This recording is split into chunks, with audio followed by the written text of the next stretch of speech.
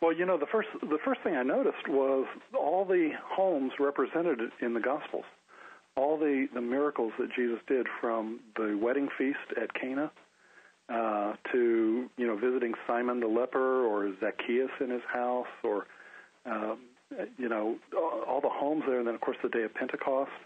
And I really began re-examining the New Testament, and one of the things I noticed was that none of the letters of the New Testament were addressed to leadership.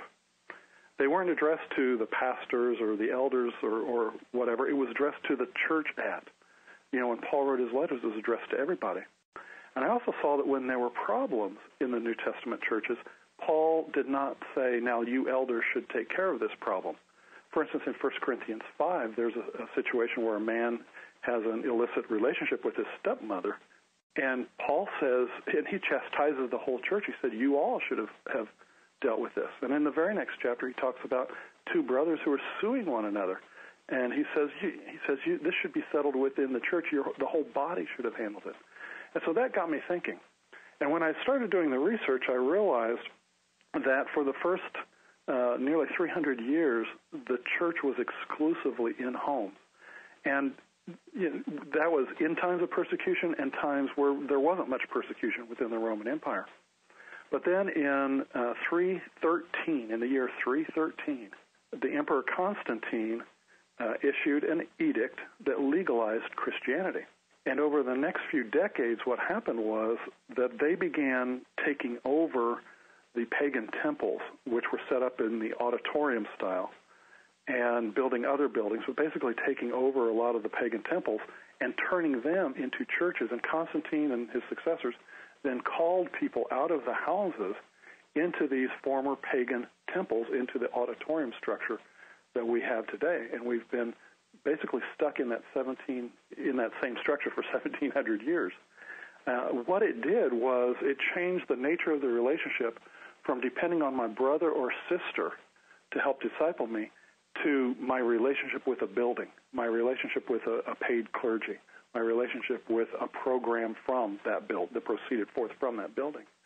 And so it started to kill the relationship aspects of Christianity that had begun, in the home. And I'd have to go clear back to Adam and Eve. And I go back to even Genesis, when the Lord appeared to Abraham, and he said, shall I hide from Abraham what I'm about to do to Sodom and Gomorrah, because I know he's going to train up his children after him. And you can see all the way through, there's homes. And I started realizing this is larger than saying, oh, this is the way they did it in the first church. This is Genesis through Revelation.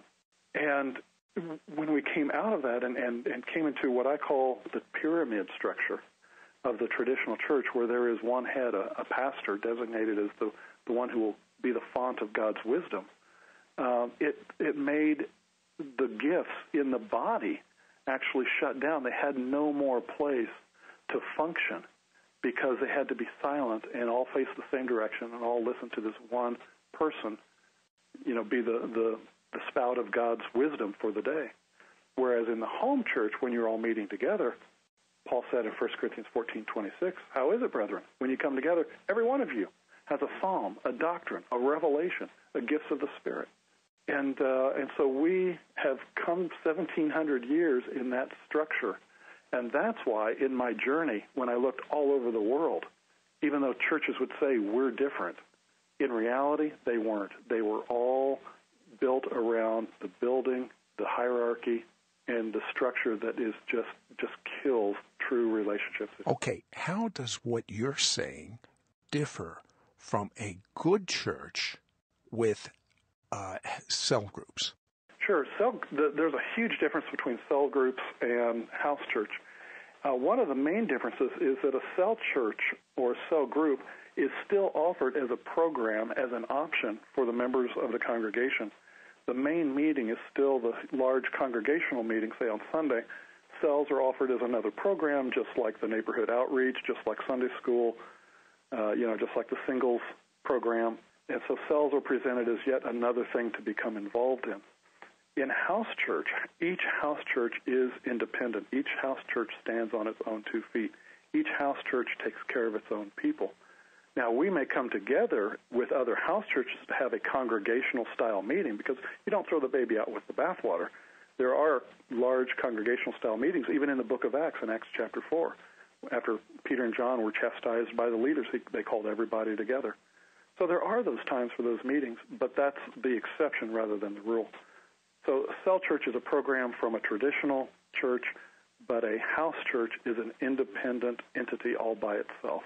And what happens in relationship with Christianity? Think about that. How does, when the New Testament says for the fathers to raise up the sons and the older women, the younger women, and discipleship through sons and daughters rather than just anointed meetings, what happens is this.